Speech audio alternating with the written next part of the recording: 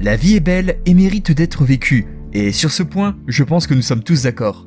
Certaines personnes vivent d'ailleurs très longtemps et les records de longévité se battent régulièrement. D'autres ont moins de chance et finissent malheureusement par décéder plus précocement. Voilà quelques questions que j'aimerais vous poser. Croyez-vous en la destinée ?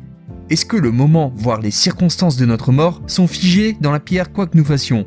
Plus précisément, le futur est-il un concept statique ou dynamique ? Ces questions sont fondamentales, car si tel est le cas, nos décisions et nos actions pourraient modifier ce futur en perpétuel changement. Restons dans la thématique morbide et abordons le sujet de la vidéo. Certaines personnes font quelquefois des choix à la limite du déraisonnable ou de l'insouciance. Ces choix, comme vous l'aurez compris, n'étaient pas les bons et les condamnent à une mort stupide. Avant de commencer la vidéo, j'aimerais préciser que ces décès sont bien évidemment horribles et que je ne cautionne aucune mort quelle qu'elle soit. Voici 10 histoires incroyables qui ont mal tourné. N'oubliez pas de vous abonner, d'activer la cloche et de défoncer le bouton like pour encore plus de découvertes terrifiantes et amusantes sur Monsieur Alligator. Je tenais aussi à vous remercier pour tous vos commentaires les amis. Ça me touche vraiment beaucoup et ça me donne vraiment envie de continuer à faire des vidéos. Une livraison à domicile.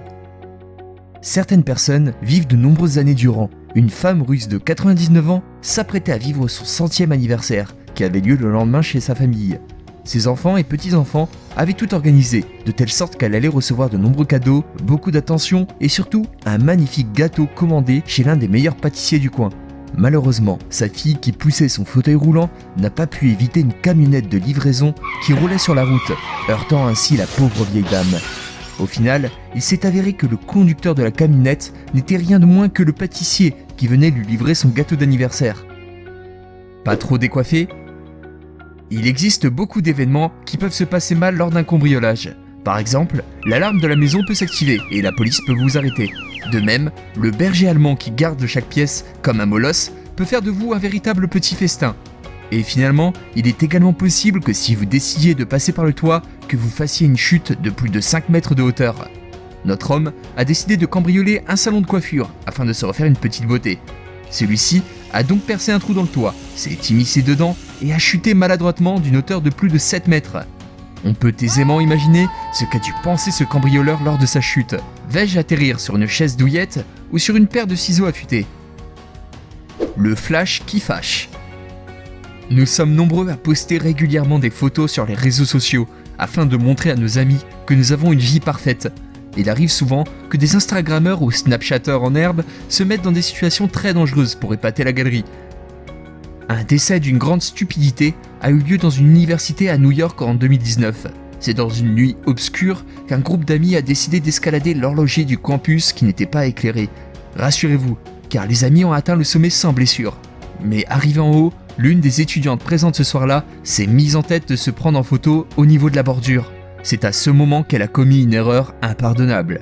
La jeune femme s'est alors munie de son portable, puis le flash s'est activé, l'éblouissant et la faisant trébucher, puis chuter dans le vide. Nul besoin de vous préciser où elle a finalement atterri. Creuser sa propre tombe. Il est assez facile de trouver sur internet de nombreuses vidéos montrant des métiers très dangereux, avec des personnes qui ne respectent aucune mesure de sécurité. Par exemple, regardez cet homme qui a décidé de creuser un énorme trou dans le sol. Notre histoire se déroule sur la plage de Sainte-Augustine, en Floride. C'est en 2018 qu'un homme a décidé de creuser un tunnel sous le sable d'une dune. L'homme s'est sûrement beaucoup amusé à creuser plusieurs mètres de tunnel sous ce monticule gigantesque de sable. En effet, l'homme n'ayant disposé aucun support le long de son tunnel, le poids du sable est retombé puis il a littéralement enseveli. Cette mort, à défaut d'être stupide, est vraiment horrible. Chauffe qui peut. Revenons dans le passé, en 456 avant Jésus-Christ, plus précisément. Ce serait le poète grec du nom d'Échille qui serait mort d'une façon assez stupide en Sicile. Ce brave poète avait décidé de s'aérer l'esprit sous un magnifique soleil et s'était assis dans un endroit calme. Un rapace qui passait par là avait réussi à chasser une tortue qu'il maintenait dans ses serres. C'est en passant au-dessus d'Échille que celui-ci aurait confondu son crâne chauve luisant au soleil avec un rocher. L'aigle, pensant pouvoir briser la carapace de la tortue grâce à ce magnifique rocher, fit tomber la tortue qui atterrissa finalement sur le crâne du pauvre Échille. Mort pour un tambour. Un homme vivant dans le Kansas aux États-Unis marchait dans la rue lorsqu'il a découvert un baril au sol. Ce baril avait l'air vide, et l'homme, fan d'instruments de musique et un peu bricoleur dans l'âme, s'est dit qu'il serait bon de transformer ce baril en tambour. C'est une solution plutôt économique et écologique, qui n'est pas stupide. Mais comment cet homme aurait-il pu se mettre en danger avec un baril vide? C'est en ramenant le baril chez lui que l'homme s'est muni d'un chalumeau pour faire fondre le métal. Grave erreur, car le baril s'est mis à exploser violemment à l'instant où la flamme est entrée au contact avec le méthanol, un composant extrêmement volatile présent dans le baril. Finalement, l'homme aurait dû être plus attentif, car il était inscrit sur le baril que celui-ci était fortement inflammable. Une détonation prématurée.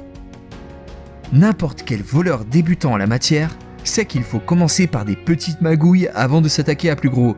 Mais certains voleurs n'ont pas la lumière à tous les étages et font les choses à l'envers. C'est dans la soirée de Noël 2015 que 2 voleurs amateurs, allemands qui plus est, ont décidé de rentrer dans le game de la plus spectaculaire des façons, avec des explosifs.